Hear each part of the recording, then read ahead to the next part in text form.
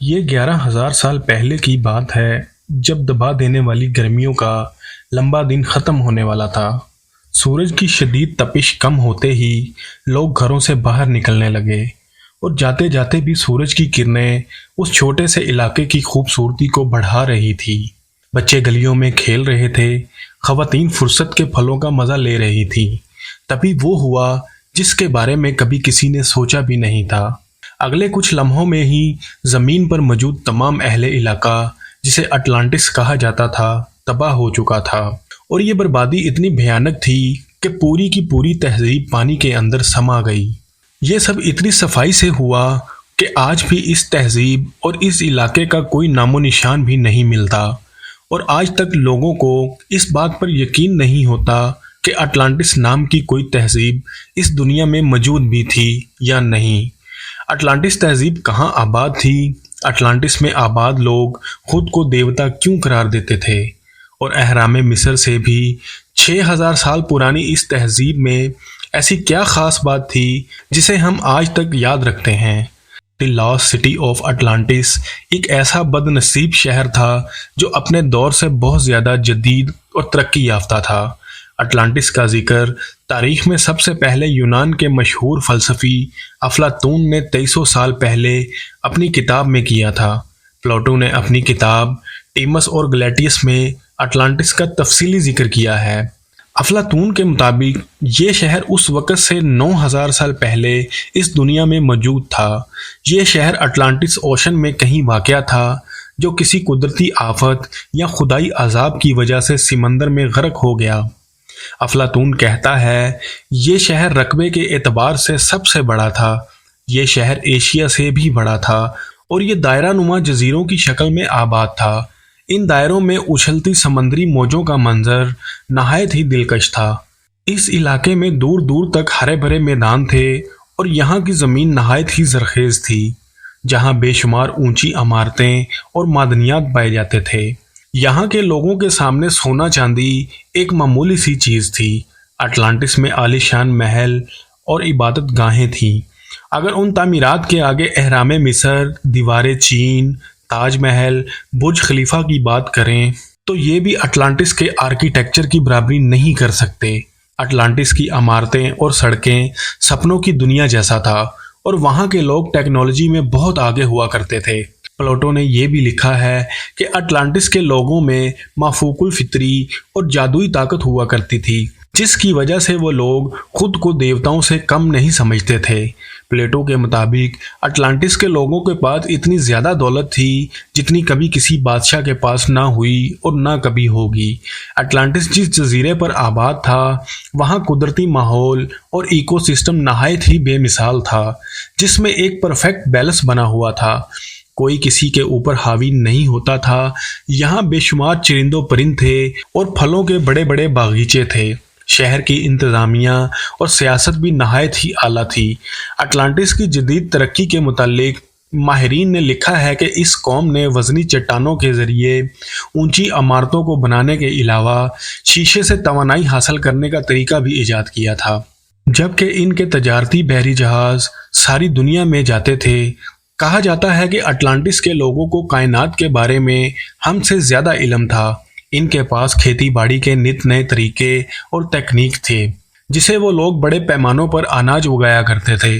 Plato نے Atlantis میں دیوتا کے بنے ایک عظیم مورتی کا ذکر بھی کیا ہے جو خالص سونے کا بنا ہوا تھا اور سمندر کے دیوتا کے طور پر پوجا جاتا تھا۔ یہ بھی کہا جاتا ہے کہ وہاں کے لوگوں کے پاس ایسی مخصوص ٹیکنالوجی تھی جس کی مدد سے وہ ہوائی سفر کیا کرتے تھے۔ لیکن ایک طرف جہاں افلاطون نے اٹلانٹس کے لوگوں کی تعریف کی ہے تو دوسری طرف ان کی خامیوں اور گناہوں کو بھی بیان کیا ہے۔ پلیٹو کے بقول انہی وجوہات سے اٹلانٹس تہذیب پر خدا کا قہر نازل ہوا تھا۔ دراصل اٹلانٹس کے لوگ اپنی ٹیکنالوجی اور طاقت کے نشے میں چور خود کو دیوتا سمجھنے لگے تھے۔ انہوں نے اپنے علاقے کو مزید طاقتور بنانے کی خواہش میں دوسرے علاقوں پر حملہ کرنا شروع کر دیا اور بے شمار معصوم شہریوں کا قتل عام کیا۔ وہ تمام یورپ اور مغربی ممالک پر قبضہ کر چکے تھے، یہاں تک کہ اٹلانٹس کے لوگ نہایت ہی عیش پسند ہو گئے اور ہر طرح کے گناہوں میں ملوث ہو گئے۔ اس کا نتیجہ یہ ہوا کہ جنت کہے جانے والے اس اٹلانٹس کو خدا کا عذاب کا سامنا کرنا پڑا۔ پلیٹو کے مطابق یک بہ یک اٹلانٹس میں طوفان، زلزلے، سیلاب اور آتش فشاں پھٹ پڑا۔ اس عظیم تباہی کا نتیجہ یہ ہوا کہ سطح سمندر پر بسا یہ شہر پانی میں ڈوبنے لگا۔ آتش فشاں سے نکلنے والی کالی راکھ نے پورے جزیرے پر اندھیرا کر دیا۔ ہر طرف سے زوردار دھماکے ہونے لگے۔ یہ اندازہ لگایا جاتا ہے کہ اس وقت اٹلانٹس پر 500 سے 1000 ایٹم بم پھٹنے جیسے حالات پیدا ہو گئے تھے۔ یہ دنیا میں آنے والی شدید ترین تباہیوں میں سے ایک تباہی تھی۔ اٹلانٹس کے لوگ ادھر ادھر بھاگ رہے تھے۔ کئی لوگ سمندر میں کود گئے، کئی لوگ آگ اگلتے پتھروں کی بارش میں جل کر راکھ ہو گئے۔ زمین پھٹنے لگی اور کئی جاندار اس میں سمانے لگے۔ دیکھتے ہی دیکھتے سارا شہر سمندر میں ڈوب گیا اور اٹلانٹس کا یہ علاقہ صفحہ ہستی سے مٹ گیا، گویا وہاں کبھی کچھ موجود ہی نہیں تھا۔ کئی مورخین اٹلانٹس کو محض پلوٹو کا ایک افسانوی شہر قرار دیا ہے، لیکن ہر زمانے میں تاریخ دان یہ دعویٰ کرتے رہے ہیں کہ یہ شہر سچ میں کہیں موجود تھا اور آج بھی بحر اوقیانوس کے سمندر میں دفن ہے۔ ایسا مانا جاتا ہے کہ آج بحر اوقیانوس کے کچھ جزیرے اٹلانٹس کے ہی ڈوبے ہوئے زمین کے کچھ حصے ہیں جو آج بھی اسی حالت میں رہ گئے ہیں۔ اٹلانٹس کو سمندر میں تلاش کرنے کے لیے ایکسپرٹ نے جمان میں یوناگونی آئرلینڈ کے قریب ایک جانچ کی۔ سمندر کی گہرائیوں میں جانے پر دیکھا گیا کہ یہاں پہاڑ نما سیڑھی کے اسٹرکچر موجود تھے۔ اس اسٹرکچر کی ہائٹ ایک ایوریج بلڈنگ کے برابر تھی۔ جب ایڈوانس ٹیکنالوجی کے ذریعے سمندر کے اس حصے کی مکمل جانچ کی گئی تو انسان کی آنکھیں حیران رہ گئی جب اس جگہ کی 3D ماڈلز کو ہزاروں سال بعد دنیا کے سامنے لایا گیا، جہاں شاندار محل، شہر اور عالیشان عمارتیں موجود تھیں، تو لوگوں کی آنکھیں پھٹی کی پھٹی رہ گئی اور آرکیٹیکچر کا ماننا تھا کہ 1000 سال پہلے یہ شہر سمندر کے اوپر ہوا کرتا تھا جہاں انسانی تہذیب آباد تھی۔ روحانیت اور اسلام میں اگر ہم اٹلانٹس کے متعلق جاننے کی کوشش کریں تو مختلف نظریات پائے جاتے ہیں۔ کچھ ماہرین کا کہنا ہے کہ اٹلانٹس میں بسنے والے لوگ دراصل انسان نہیں بلکہ دوسری دنیا کی مخلوق تھے جو 10,000 سال پہلے اس دنیا میں آئے اور یہاں آباد ہو کر عظیم الشان تہذیب کی بنیاد رکھی اور پوری دنیا کو لکھنے، پڑھنے اور جدید تکنیک کے علم سے نوازا تھا۔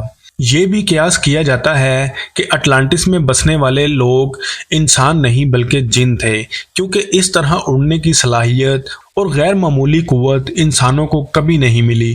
روایتوں کے مطابق جنات کی یہ تہذیب اٹلانٹس میں حضرت آدم علیہ السلام سے بھی ہزاروں سال پہلے آباد تھے، جو اپنی سرکشی کی وجہ سے تباہ ہو گئی۔